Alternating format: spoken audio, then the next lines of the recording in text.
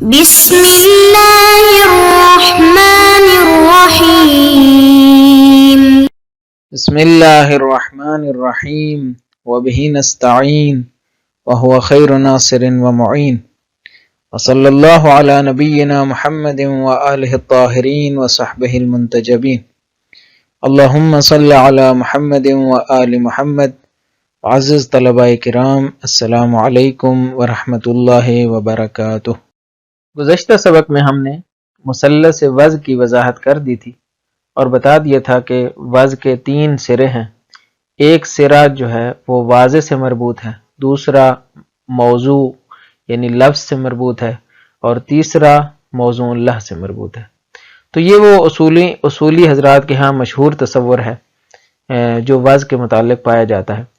آج کے سبق میں ہم اس مشہور تصور کے اندر جو نقص ہے جسے شہید صدر نے بیان کیا ہے، تو آج اس نقص کے متعلق گفتگو کریں گے اور بتائیں گے کہ یہ نظریہ الفاظ اور معنی کے درمیان جو رابطہ ہے اس کی وضاحت درست انداز میں یا دقیق انداز میں کرنے سے قاصر ہے۔ کیسے قاصر ہے انشاءاللہ آج کے سبق میں دیکھتے ہیں۔ سب سے پہلے قرأت متن کی طرف آتے ہیں۔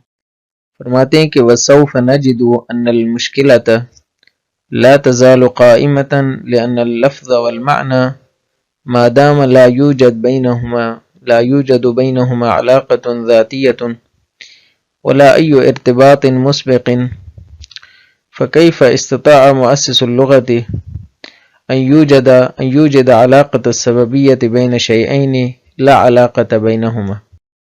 وهل يكفي مجرد تخصيص المؤسس للفظ واعتباره سببا لتصور المعنى لكي يصبح سببا لتصور المعنى حقيقة وتكوينا؟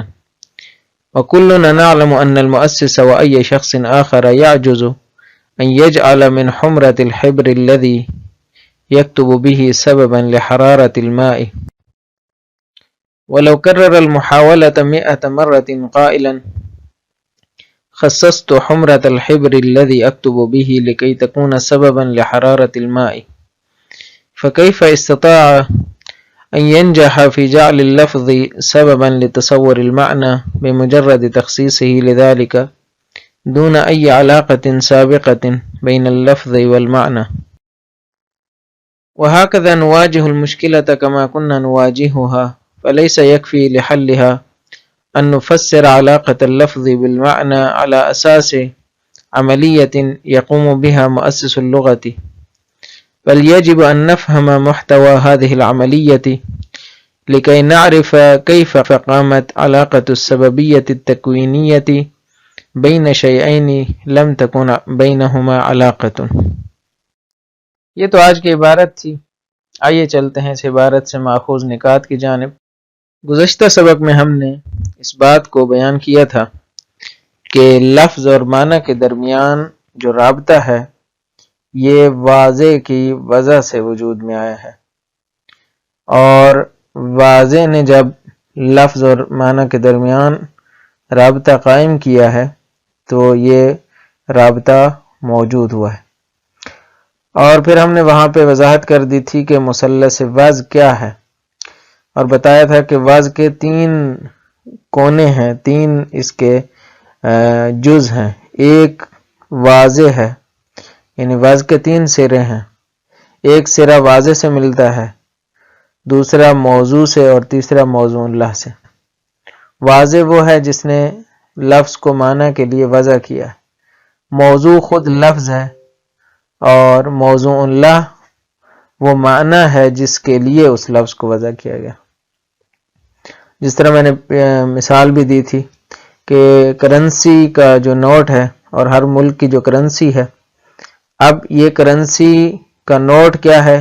یہ معنی ہے، خود جو نوٹ آپ کے ہاتھ میں ہے 5000 کا جو نوٹ ہے یہ معنی ہے، کیونکہ یہ شے خارجی ہے نا، باہر کی چیز ہے جس کو آپ لمس کر رہے ہیں۔ یہ موضوع اللہ ہے جس کے لیے لفظ کو وضع کیا گیا ہے، یعنی روپیہ، 5000 روپیہ۔ تو یہ جو 5000 روپیہ کا لفظ ہے یہ اس نوٹ کے اوپر اطلاق ہوتا ہے۔ یہ جو $100 کا نوٹ آپ کے ہاتھ میں ہے فرض کریں، تو یہ جو $100 کا نوٹ ہے یہ کیا ہے؟ ایک کاغذ ہے جو معنی ہے، جو شے ہے، اور اس کے اوپر جو لفظ اطلاق ہوتا ہے وہ $100 ہے. ٹھیک ہے، تو یہ ڈالر کا جو لفظ ہے یہ وضع کیا گیا ہے اس نوٹ کے لیے.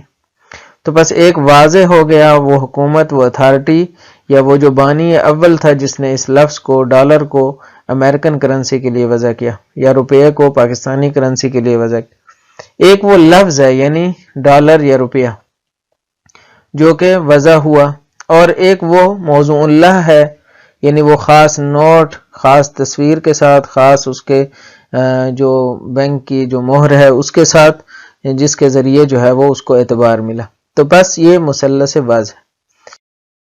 آج جو ہے نا جو سبق ہے وہ اس حوالے سے ہے کہ کیا تخصیص لفظ میں اور ایجاد سببیت میں ڈائریکٹ رابطہ ممکن ہے یا نہیں ہے. تو شہید آج کے سبق میں اس کی مشکل کو بیان کر رہے ہیں کہ یہ جو اصل مسئلہ ہے وہ یہیں پہ ہے کہ لفظ اور سببیت معنی کے لیے جو ہے اس کو صرف تخصیص سے حل نہیں کیا جا سکتا. یعنی جو کلاسک تصور ہے، جو مشہور رائے ہے، وہ یہی ہے کہ لفظ کو تخصیص کے ذریعے کیا ہو جاتا ہے، مسئلہ حل کیا جا سکتا ہے. یعنی لفظ کے اندر کوئی اقتضا موجود نہیں ہے، لفظ اور معنی کے درمیان کوئی تعلق موجود نہیں ہے، اور صرف ایک واضح آتا ہے اور اس تصور کو ایجاد کرتا ہے اور وہ سببیت ایجاد ہو جاتی ہے. شہید کہتے ہیں لفظ اور معنی کے درمیان ارتباط کا مسئلہ ہے. یعنی کیسے ارتباط قائم ہوا، کیسے قائم نہیں ہوا. یعنی لفظ ایک لفظ ہے اور معنی ایک معنی ہے. اب ان دو کے درمیان کیوں ایک دوسرا لفظ نہیں آیا مثلا اس معنی کے لیے. ٹھیک ہے، مثلا ایکس ایک معنی ہے، وائی ایک لفظ ہے، تو اب اس وائی کے لیے ہی اس ایکس نے وضع ہونا تھا. کیوں اس ایکس کے لیے کوئی اور لفظ وضع نہیں ہوا، وائی وضع ہو گیا. تو یہ اس بات کا مسئلہ ہے کہ یہ ایجاد کیسے ہوتا ہے، ارتباط رابطہ کیسے وجود میں آتا ہے. یہ صرف اعتبار دہندہ کے اعتبار سے کیسے وجود میں آ سکتا ہے، جبکہ تکوینیات میں ایسا رابطہ وجود میں نہیں آتا. تکوینیات سے کیا مراد ہے؟ جو چیزیں نیچرل ہیں، جو باہر ہیں، جنہیں ہم محسوس کرتے ہیں، وہاں پہ تو ایسا رابطہ وجود میں نہیں آتا. مثلا آپ قلم کی نوک سے جس سے آپ لکھتے ہیں، اس کی سیاہی سے آپ کہیں کہ اس کو میں پانی کی حرارت کے لیے استعمال کرنا چاہتا ہوں، آگ کے لیے استعمال کرنا چاہتا ہوں، تو وہ قلم کی نوک ہی رہے گی. آپ اسے 1000 بار کہیں کہ یہ میں نے پانی کے لیے استعمال کرنی ہے یا اس کو حرارت کے لیے استعمال کرنا ہے، تو وہ استعمال نہیں ہوگی. تو پس کیسے ہو گیا کہ ایک لفظ کو خاص معنی کے لیے وضع کیا اور وہ کیا ہو گیا، وضع بھی ہو گیا، اور وہ اس کے اندر دلالت بھی آ گئی. تو یہ دلالت کیسے آئی؟ اصل میں ہمیں دلالت کا میکنزم سمجھنا ہوگا کہ الفاظ اور معنی کے درمیان ارتباط اور تعلق کیسے وجود میں آتا ہے. اس تعلق کی کیفیت اس مسئلے میں بیان نہیں ہوئی. یعنی یہ جو وضع کے بارے میں مشہور تصور ہے، وضع کے بارے میں جو مشہور رائے ہے، اس میں جو نقص ہے وہ یہی ہے کہ الفاظ اور معنی کے درمیان تعلق کی جو نوعیت ہے اس کے بارے میں بحث نہیں کی اس نے، اور وہ صرف ایک واضح اور وضع اور موضوع اور موضوع اللہ کے تصور دے کے اپنے آپ کو خالی کر گیا. یعنی شانہ خالی کر کے وہ نتیجہ دے کے چلا گیا کہ بس یہی کچھ ہے اور اس سے زیادہ نہیں ہے، جبکہ اس نے یہ نہیں بتایا کہ لفظ اور معنی کے درمیان تعلق کیسے قائم ہوتا ہے. تو انشاءاللہ اگلے سبق میں شہید اپنا نظریہ بیان کریں گے اور اس ارتباط کی وضاحت کریں گے کہ جو لفظ اور معنی کے درمیان وجود میں آتا ہے اور کیسے وجود میں آتا ہے. تو آج کے سبق کے لیے اتنا، چلتے ہیں وضاحت متن کی جانب. فرماتے ہیں کہ وَسَوْفَ نَجِدُ أَنَّ الْمُشْكِلَةَ لَا تَزَالُ قَائِمَةً، اور ہم عنقریب پائیں گے، یعنی ہم پاتے ہیں کہ مشکل ابھی تک بھی موجود ہے. یعنی ابھی آج سوفہ سے مراد ابھی بیان کر رہے ہیں اسی کے اوپر محمول کر رہے ہیں. یعنی یہی جو ہم آج بیان کریں گے اس سے ہم پائیں گے کہ مشکل ابھی تک موجود ہے. یعنی گزشتہ سبق میں جو سوال آخر میں اٹھایا تھا کہ وہ عملیات کی نوعیت کے جو مؤسسین لغت انجام دیتے ہیں اور لغت کے واضعین اور بانیان لغت انجام دیتے ہیں وہ کیسے عملیات ہیں، اس حوالے سے مشکل ابھی تک موجود ہے۔ کیوں؟ لأن اللفظ والمعنى ما دام لا يوجد بينهما علاقة ذاتية ولا أي ارتباط مسبق فكيف استطاع مؤسس اللغة أن يوجد علاقة السببية۔ کہتے ہیں لفظ اور معنی کے درمیان جب تک کوئی علاقہ ذاتی موجود نہ ہو، کیونکہ علاقہ ذاتی کی تو ہم نفی کر چکے ہیں کہ لفظ اور معنی کے درمیان ذاتی تعلق تو ہوتا نہیں ہے، اور جب تک کوئی ارتباط مسبق بھی موجود نہ ہو، یعنی ایسا ارتباط جو اس سے پہلے ہو یہ بھی موجود نہ ہو، یعنی وضع سے پہلے ارتباط بھی موجود نہ ہو، تو کیا ہوگا؟ فَكَيْفَ اسْتَطَاعَ مؤسس اللغة ان یوجد علاقۃ السببیت، تو کیسے جو ہے وہ مؤسس لغت اس بات پر قادر ہوگا، مستطیع ہوگا کہ وہ علاقہ سببیت کو ایجاد کرے دو چیزوں کے درمیان، ایسی دو چیزوں کے درمیان بین شیئین لا علاقۃ بینہما، یہ لا علاقۃ بینہما شیئین کی صفت ہے، یعنی ایسی دو چیزوں کے درمیان علاقہ ایجاد کرے کہ جن کے درمیان کوئی علاقہ موجود نہیں ہے۔ جب تک کوئی ارتباط مسبق نہ ہو تو کیسے ایک مؤسس لغت آ کے اچانک سے ارتباط برقرار کرے گا؟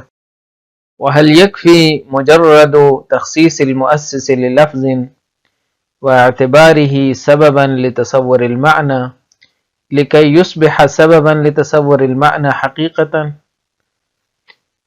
کیا کافی ہے کہ مؤسس جو بانی ہے، تاسیس کنندہ ہے کسی بھی زبان کا، وہ کہہ دے کہ میں نے خاص کر دیا ایک لفظ کو، تخصیص کر دی ہے اور اس کو اعتبار کر دیا ہے اور کہہ دیا کہ یہ سبب ہے آج کے بعد، کیا یہی کافی ہے کہ آپ معنی کا تصور کریں؟ یعنی ایک لفظ کو سبب تصور معنی کے لیے اعتبار کر دیا ہے، کیا یہ کافی ہے؟ کس چیز کے لیے کافی ہے؟ لِكَيْ يُصْبِحَ سَبَبًا، کہ وہ سببیت ایجاد ہو جائے، وہ سبب بن جائے، لِتَصَوُّرِ الْمَعْنَى حَقِيقَةً، کہ وہ حقیقت میں اس کی سببیت ایجاد ہو جائے۔ کیا یہی کافی ہے یا نہیں کافی؟ وَتَكْوِينًا، یہ لفظ تھوڑا سا عجیب ہے، مجھے لگتا ہے یہ شہید کا نہیں ہے، اس لیے میں نے اس کو اس وقت نہیں پڑھا، یعنی ساتھ میں نہیں پڑھا۔ کیوں؟ کیونکہ تکوینیات کے ہم قائل نہیں ہیں، یعنی لفظ اور معنی کے درمیان خود شہید بھی قائل نہیں ہیں کہ ایک تصور لفظ سے تصور معنی آ جاتا ہے تکویناً، اور تکویناً جو آتا ہے اس کو اعتبار کی ضرورت نہیں ہے، لہٰذا اعتبار ہی تکویناً یہ دونوں پیراڈاکسیکل ہیں۔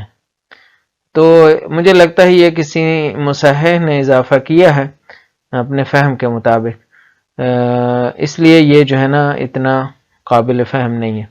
وَكُلُّنَا نَعْلَمُ، جبکہ ہم سب جانتے ہیں کہ أَنَّ الْمُؤَسِّسَ وَأَيَّ شَخْصٍ آخر يَعْجُزُ أَن يَجْعَلَ مِنْ حُمْرَةِ الْحِبْرِ الَّذِي يَكْتُبُ بِهِ سَبَبًا لِحَرَارَةِ الْمَاءِ، جبکہ ہم جانتے ہیں کہ کوئی بھی شخص جو مؤسس ہو یا کوئی دوسرا ہو، یعجز، وہ عاجز رہ جاتا ہے کہ وہ اپنی حبر اور اپنی قلم کے حمرے کو، اپنی قلم کی سیاہی کو جو ہے وہ کیا کرے، اس سے قرار دے، یعنی الذی یکتب بہ، جس کے ذریعے وہ لکھتا ہے، اس کو کہے کہ یہ سبب ہے حرارت الماء، پانی کو گرم کرنے کا، پانی کی حرارت کا سبب جو ہے وہ کیا ہے، میری قلم کی سیاہی ہے۔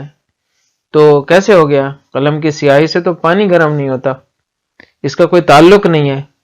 تو پس کیسے جو ہے وہ ایک لفظ معنی کے لیے سببیت ایجاد کرتا ہے، جبکہ ایک شخص جو ہے وہ اگر کہے کہ میری یہ قلم سے وہ نکلتا ہے، مثلا حرارت نکلتی ہے پانی کو گرم کرنے کے لیے، تو یہ سببیت ایجاد نہیں ہوتی۔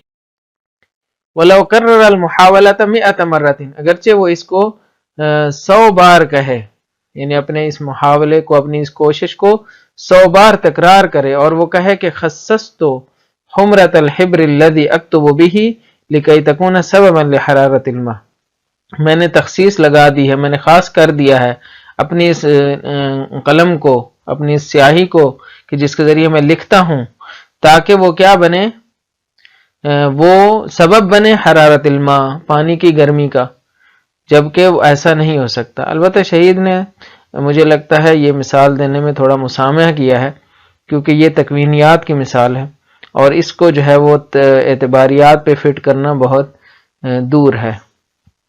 بہرحال ہم عبارت کتابیں ہیں تو ہم پڑھ رہے ہیں، لیکن اس پہ غور کیجئے گا، اس پہ اشکال بنتا ہے۔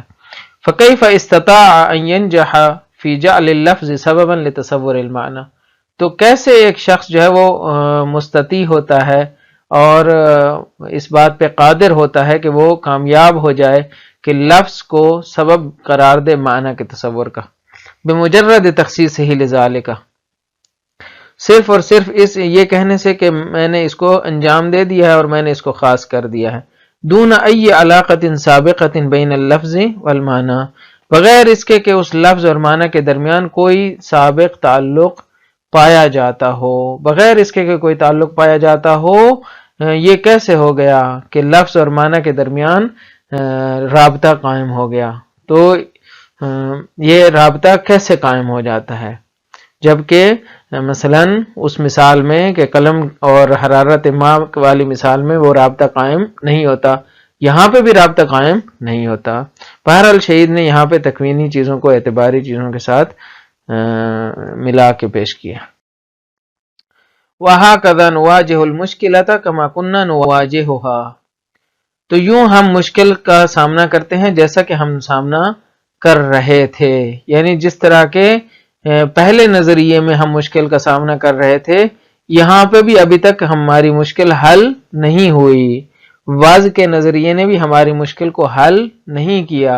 فَلَيْسَ يَكْفِي لِحَلِّهَا، یہ اسی کی وضاحت کر رہے ہیں کہ مشکل کیسے باقی ہے، کیسے فَلَيْسَ يَكْفِي لِحَلِّهَا، مشکل کو حل کرنے کے لیے یہ کافی نہیں ہے کہ ان نفسر علاقۃ اللفظ بالمعنى على اساس عملیۃ یقوم بها مؤسس اللغة، کہ آپ پورے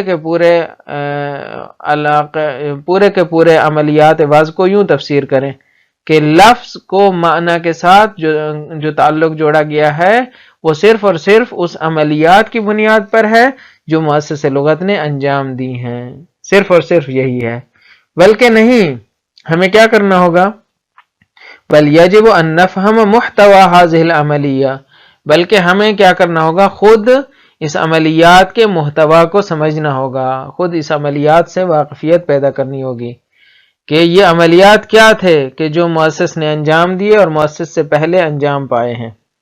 لکی نعرف کیف قامت علاقۃ السببیہ بین شیئین لم تکن بینہ علاقۃ، کیسے تعلق قائم ہوا سببیت کا دو چیزوں کے درمیان کہ جو پہلے موجود نہیں تھا۔ یہاں پہ بھی اسی مصحح نے التکوینیہ کا لفظ بھی اضافہ کر دیا ہے کہ کیسے قائم ہوا سببیت تکوینیہ کا علاقہ جو دو چیزوں کے درمیان ہے جو پہلے نہیں تھا۔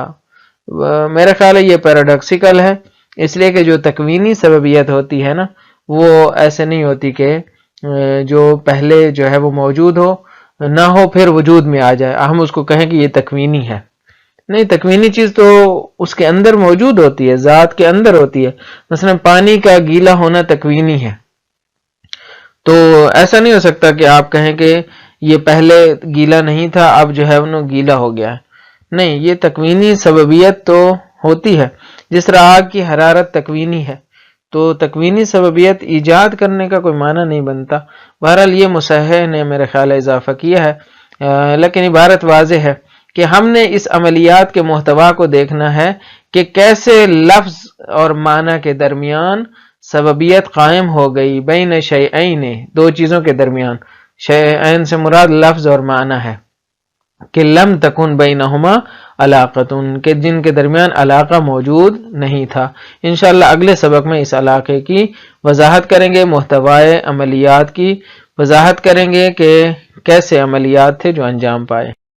سبق کا خلاصہ یہ ہے کہ شہید صدر کی رائے میں عملیات وضع میں ابہام پایا جاتا ہے جسے واضح کرنے کی ضرورت ہے، اور لفظ اور معنی کے درمیان ارتباط کیسے وجود میں آیا جبکہ تکوینیات میں ایسا تعلق قابل تصور نہیں ہے۔ تو لفظ اور معنی کے درمیان کیسے وجود میں آیا جبکہ تکوینیات میں ایسا نہیں ہوتا کہ آپ جو ہے نا اس ارتباط کو وجود میں لائیں، کیونکہ وہ وجود میں آتا ہی نہیں ہے۔ جس طرح شہید نے مثال دی ہے کہ کوئی شخص کہے کہ میرے قلم سے نکلنے والی سیاہی پانی کو گرم کر دے اور اس کی سببیت کا اعلان کر دے، 1000 بار بھی کہے گا تو ایسا نہیں ہوگا۔ لہٰذا اس بات کی وضاحت کرنے کی ضرورت ہے، اور مشہور نظریے میں یہ وضاحت موجود نہیں ہے۔ انشاءاللہ شہید صدر اس کی وضاحت پیش کریں گے۔ امید ہے کہ سبق آپ کے لیے مفید واقع ہوا ہوگا۔ اللہ تعالیٰ آپ کو اپنی حفظ و امان میں رکھے۔ اجازت دیجیے، السلام علیکم ورحمۃ اللہ وبرکاتہ۔